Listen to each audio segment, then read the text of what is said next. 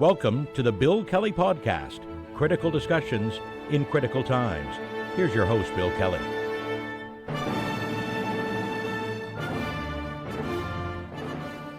And welcome to another edition of the Bill Kelly Podcast, critical discussions in these critical times. I am your host, Bill Kelly. It's good to have you with us today. As we do this podcast and start the recording of this right now, this is just moments after Prime Minister Mark Carney has responded officially to the latest foray of tariffs and bombast, I guess, that we got from Donald Trump. That happened yesterday at the White House. I watched them both. Somebody had to. And I say that guardedly because I know some of my colleagues, and talking to them late last evening, so I had to turn it off. I know I'm supposed to cover this stuff, but he is so full of, well, fill in your word here, lies, innuendo, untruths, bullshit, I guess is one of the words that comes to mind, that it's very difficult to listen to this guy. But what we saw here was, I think, a very, very strong contrast in leadership from Trump to other world leaders, and certainly with Prime Minister Carney. I want to talk about that in greater detail. Trump was, I guess his usual self, a display of a very, very alarming and troubling lack of understanding of the, first of all, of the topic of international trade, totally ignorant of the fact of the impact that tariffs can have, notwithstanding the fact that during the first Trump administration, he tried this tact already, and it was almost disastrous for a good deal of the American economy. Yet here he goes again. You have to question whether or not this guy is really playing with a full deck of cards here. But I guess the other element to this is the fact that if you watched any of this at the Rose Garden, of course, the front row is all filled with his cabinet members, and these are all trained SEALs. The first Trump administration, as troublesome as that was, there were people in that administration that did act as checks and balances against some of the insanity that Trump was coming up with. And we've heard from some of those people over the years. They'd actually take things off Trump's desk so he wouldn't read them and sign them, not that he read anything anyway, to try to allay some of the concerns.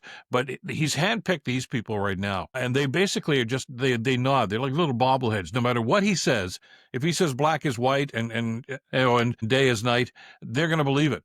Or even if they don't believe it, they're going to say they do believe it because they're scared of him. And, there's a track record here of, people that are suffering some of the ramifications of having the backbone to stand up to Trump.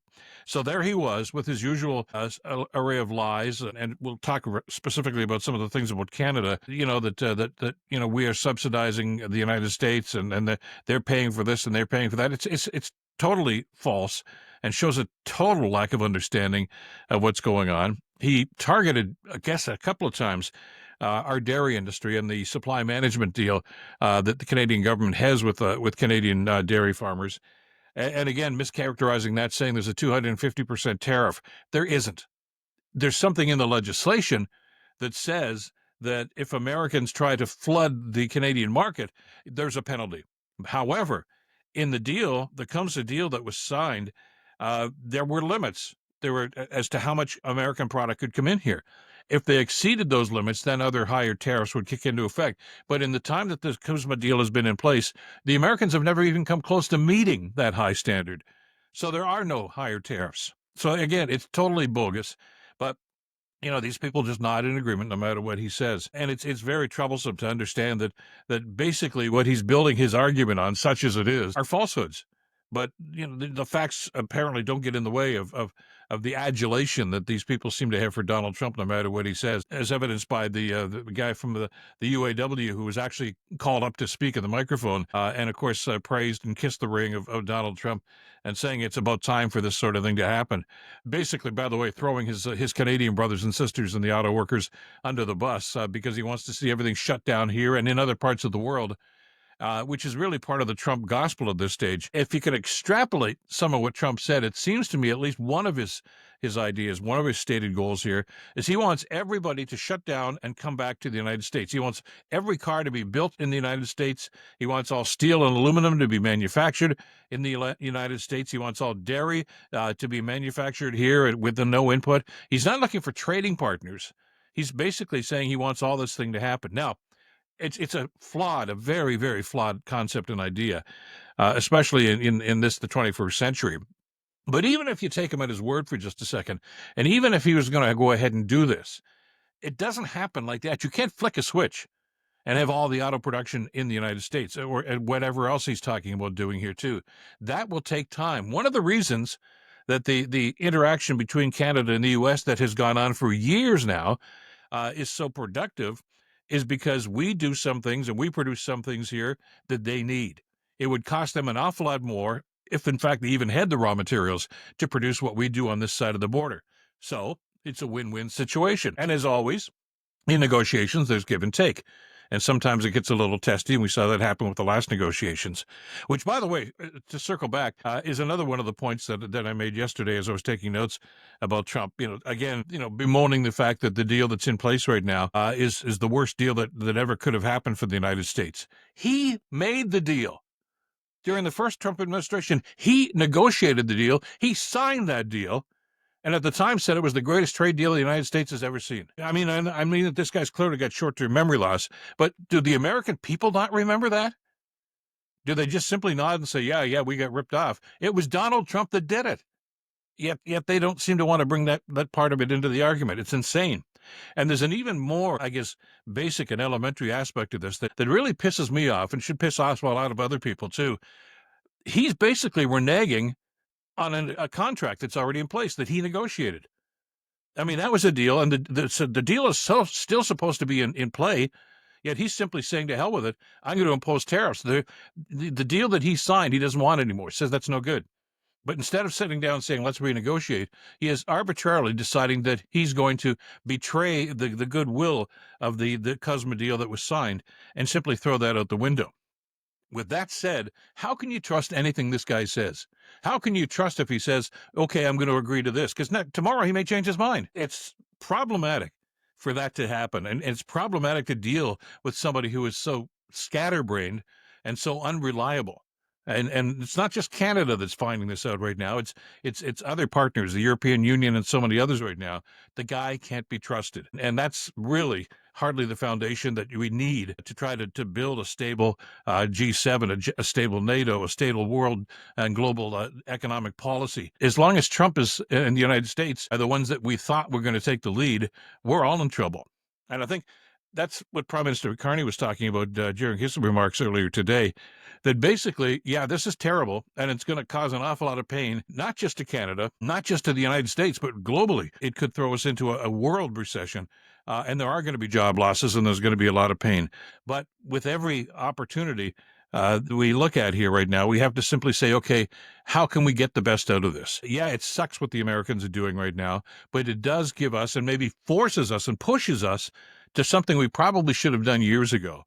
Start looking for other markets, start to diversify, stop relying so heavily on the United States for all of our trade, and well, most of it anyway, and start making deals with other places, our Commonwealth partners, the European Union partners, Scandinavia, etc., and on and on and on it goes. So we're going to be less reliant on such a obtuse and unreliable partner as the United States. And Carney made the point a couple of weeks ago, and I think he reiterated it today, that those relationships that we had, that close interaction that we had between Canada and the United States is over. Now, that doesn't mean we're not friends anymore. That doesn't mean we aren't partners in other things, but they can't be relied upon. And that may be harsh, and it may be a difficult pill for some people to swallow, but that's the reality that we're facing right now. You can't rely on the United States because you can't rely on Donald Trump. So with every opportunity that comes along, we're going to have to seize that, and we're going to have to push ourselves to look for that. And not just I'm talking about international trade, but as Carney also mentioned, it's about time that Canada started tearing down some of these provincial trade barriers too. That just don't make any sense, and start looking at Canada as a whole and having one strong Canadian economy. So there's those elements too. But that I think goes back to my impression of what I saw with Carney, and he shows this even in the weeks that he's officially become the Prime Minister. This is a national crisis, maybe the most important crisis and the most devastating crisis that we could be facing as a country. But through it all, Carney is measured. He's well-reasoned. His response that he is sending to these people, and especially the American government, even our allies in other parts of the world, I think is common sense. And what I liked about what he has done, and he did this with the earlier set of tariffs that were installed too, he clearly understands what's going on. He understands what needs to be done, what we need to do.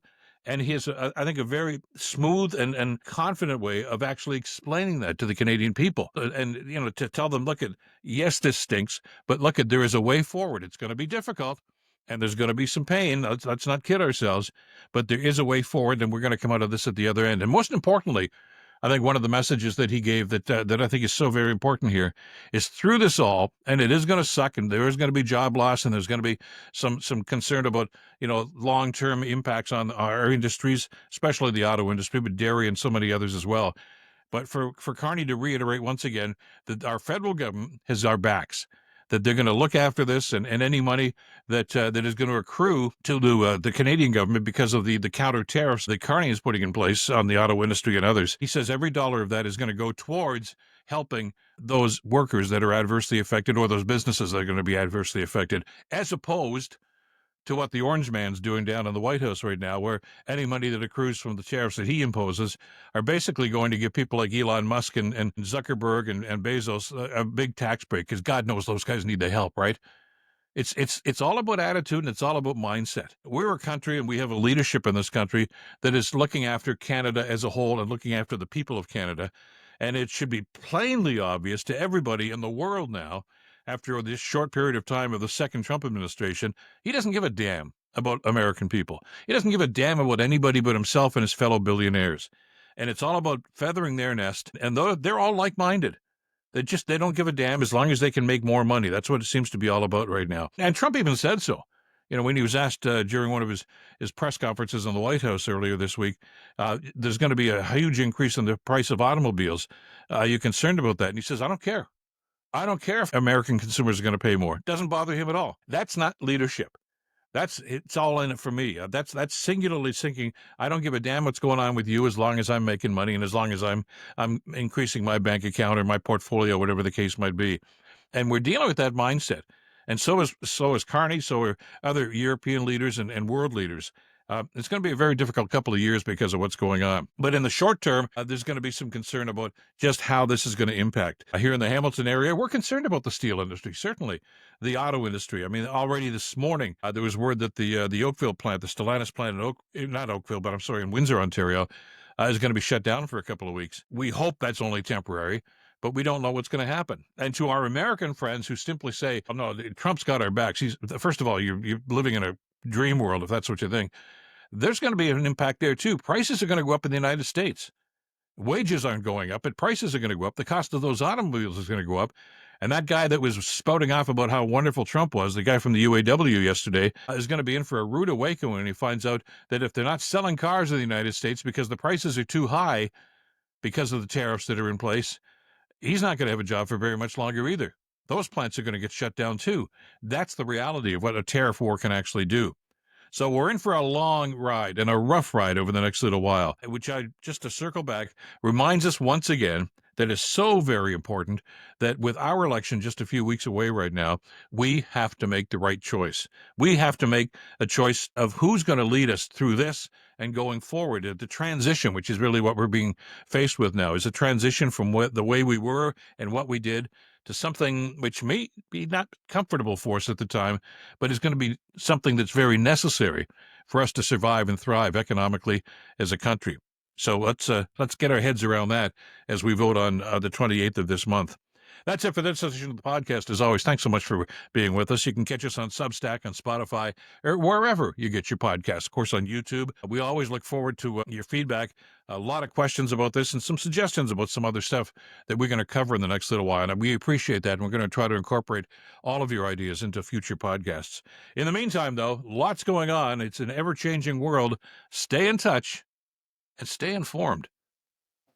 Bill Kelly Podcast brought to you by Wizen's Law, personal injury lawyers. Listen, you didn't choose to get injured, but you can choose the right lawyer. Wizen's Law, 905-522-1102 or wizenslaw.com.